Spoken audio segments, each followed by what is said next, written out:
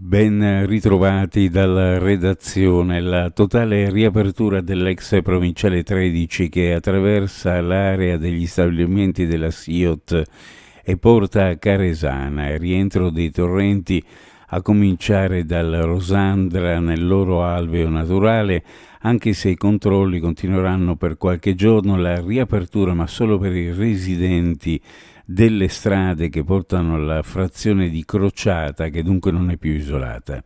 Ieri è stata la giornata di un primo ritorno alla normalità nel territorio di San Dolligo della Valle, il comune più colpito assieme a Muggia dal nubifragio di venerdì.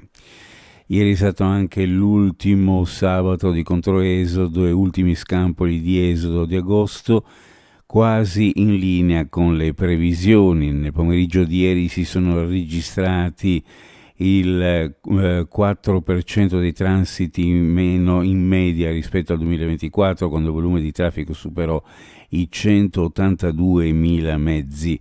A incidere molto probabilmente sull'andamento del traffico è stato il meteo incerto, che ha determinato un calo di transiti in uscita ai caselli rispetto al resto della stagione verso le località balneari.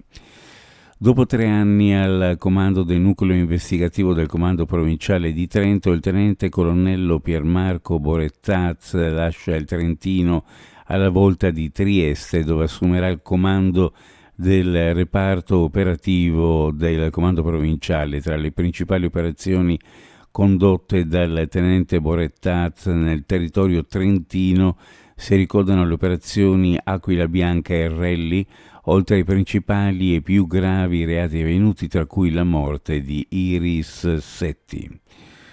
Circa 200 ultra della Triestina, prima dell'inizio della partita Triestina-Lecco e nel corso della stessa, hanno manifestato duramente fuori dallo stadio nei pressi della curva Furlan contro la proprietà della Triestina, preso di mira in particolare Alex Menta.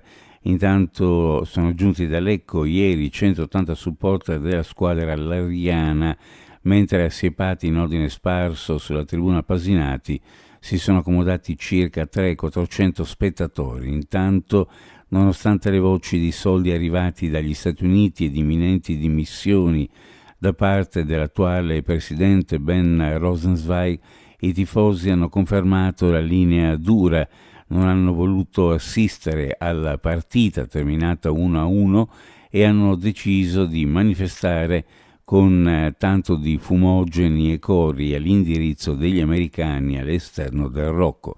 Fortunatamente non si sono registrati incidenti.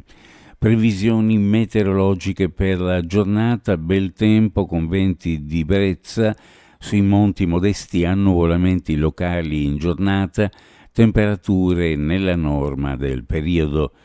Si va con le minime in pianura fra 12 e 15 gradi e sulla costa fra 16 e 19, le massime in pianura fra 26 e 28 e sulla costa fra 24 e 26 gradi centigradi.